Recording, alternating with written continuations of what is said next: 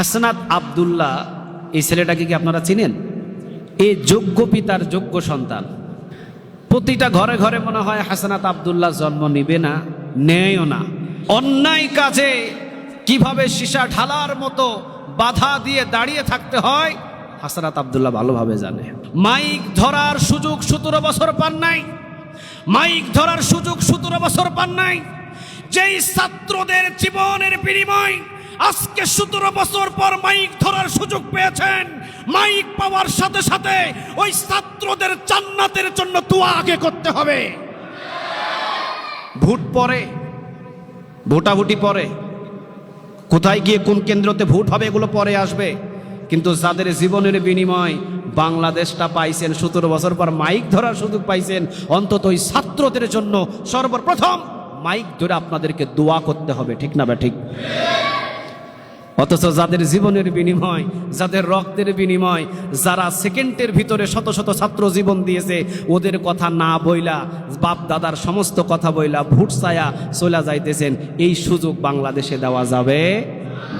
যারা অন্যায়ভাবে ছাত্রদেরকে হত্যা করেছে, যারা অন্যায়ভাবে আলেম ওলামাদেরকে গুম করেছে, যারা অন্যায়ভাবে আলেম ওলামাদেরকে ফাঁসিতে ঝুলিয়েছে, যারা অন্যায়ভাবে আমাদের অধিকারটাকে ক্ষুণ্ণ করেছে, তাদেরকে মাঠে ময়দানে নামতে দেওয়া মানে তারা আমাদের উপরে অত্যাচার করার জন্য আবার নামছে।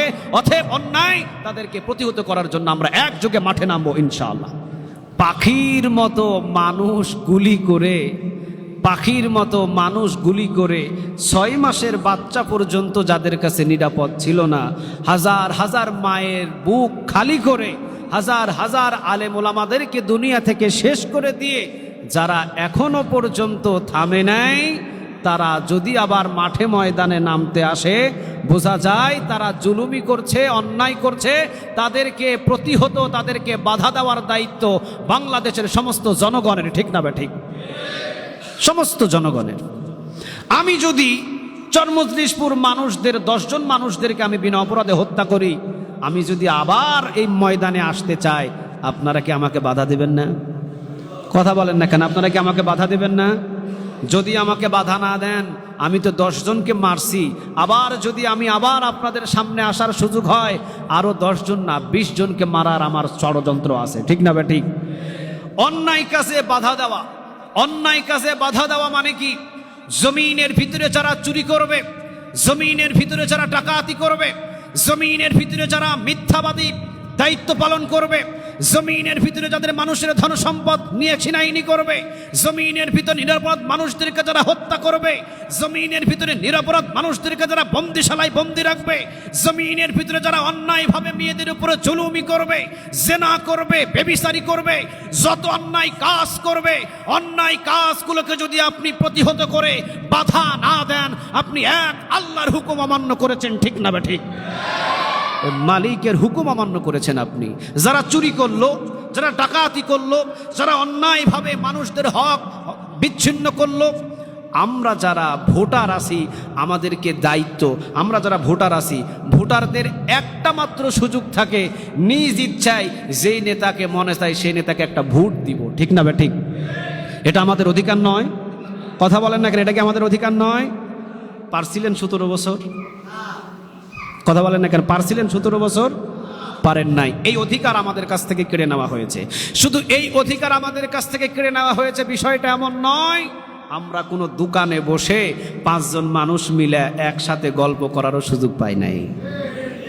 শুধু তাই নয়, আজকে বিভিন্ন জায়গায় মাহফিলে যাচ্ছি, আজকে বিভিন্ন জায়গায় মাহফিলে যাচ্ছি, আজকে বিভিন্ন জায়গায় মাহফিলে গিয়ে বয়ান শুরু করার আগে অমুক সাহেব আসতেছে, তমুক সাহেব আসতেছে, ওই সাহেব আসতেছে, ওই সাহেব আসতেছে, বয়ান করার সুযোগই নাই। আগে ছিলাম ভালো, এখন আরো জ্বালাতন বাড়ছে। এখন মাহফিল করতে যাচ্ছি, এখনো মাহফিল চলতেছে, কিন্তু এখন মাহফিলে গেলে একটা ঝামেলা বাড়তেছে, সেটা হলো অমুক সাহেব আসতেছে 20 মিনিট দিতে হবে, অমুক সাহেব আসতেছে 20 মিনিট দিতে হবে, অমুক সাহেব আসতেছে ওনাকে 10 মিনিট দিতে হবে। এই দিতে দিতে প্রধান বক্তার টাইমই নাই। এখন চলতেছে এটা। সবাই এসে মাইক ধরার সাথে সাথে বলতেছে, চলো একসাথে ভোটাভুটি করি, চলো অমুক করি, চলো তমুক করি, চলো এই করি, চলো সেই করি। আমি সেই দিন মাহফিলে এক জায়গায় বলেছিলাম, আপনারা যারা মাইক পাবেন, মাইক ধরার তো সুযোগ 17 বছর পান নাই। 17 বছর পাইছিল, 17 বছর পান নাই। মাইক ধরার সুযোগ 17 বছর পান নাই। মাইক ধরার সুযোগ 17 বছর পান নাই।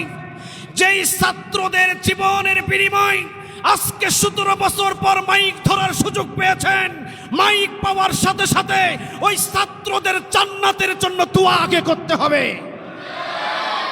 ভোট পরে, ভোটাভুটি পরে, কোথায় গিয়ে কোন কেন্দ্রতে ভোট হবে এগুলো পরে আসবে, কিন্তু যাদের জীবনের বিনিময় বাংলাদেশটা পাইছেন, 17 বছর পর মাইক ধরার সুযোগ পাইছেন, অন্তত ওই ছাত্রদের জন্য সর্বপ্রথম মাইক ধরে আপনাদেরকে দোয়া করতে হবে, ঠিক না? ঠিক।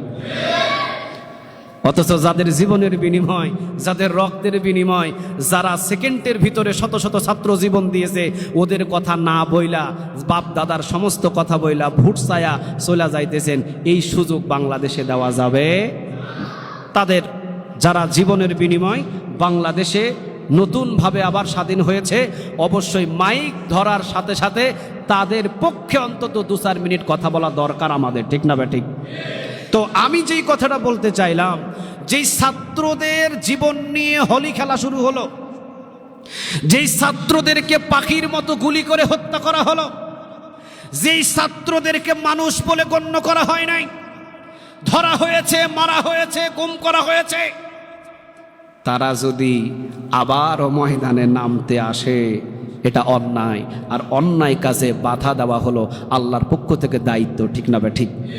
এই জন্য আমি হাসনাত আব্দুল্লাহকে বলেছিলাম, গত রাতেও দেখলাম সারা রাত সে আন্দোলনে নেমে বসে আছে, সারা রাত আন্দোলনে নেমে বসে আছে। এই জন্য আমি বলছি, অন্যায় কাজে বাধা দিতে হবে, এই হুকুমটা কার?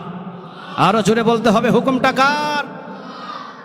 নিজে হাত গোটায়া বসে থাকবেন, বিষয়টা এরকম নয়। যেখানে অন্যায় হবে সেখানে বাধা সৃষ্টি করতে হবে, যেখানে অন্যায় হবে সেখানে হাত মুঠ করে লিল্লাহে তাকবীর আল্লাহু আকবারে ধ্বনি তুলতে হবে। যেখানে অন্যায় হবে সেখানে বাধা সৃষ্টি করতে হবে। তাহলে বোঝা যায়, যারা অন্যায়ভাবে আমার মাকে হত্যা করেছে, যারা অন্যায়ভাবে ছাত্রদেরকে হত্যা করেছে, যারা অন্যায়ভাবে আলেম ওলামাদেরকে গুম করেছে, যারা অন্যায়ভাবে আলেম ওলামাদেরকে ফাঁসিতে ঝুলিয়েছে, যারা অন্যায়ভাবে আমাদের অধিকারটাকে ক্ষুণ্ণ করেছে, তাদেরকে মাঠে ময়দানে নামতে দেওয়া মানে তারা আমাদের উপরে অত্যাচার করার জন্য আবার নামছে। অতএব অন্যায় তাদেরকে প্রতিহত করার জন্য আমরা একযোগে মাঠে নামবো ইনশাআল্লাহ।